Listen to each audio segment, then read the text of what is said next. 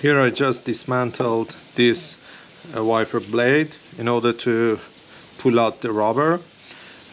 You just need a flat screwdriver and try not to push this piece because it's plastic and you may break it.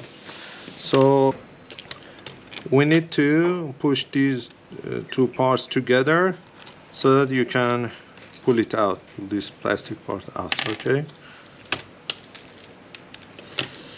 here just okay, you need to put the screwdriver here in the groove and at the same time turn it the other and you can pull it out.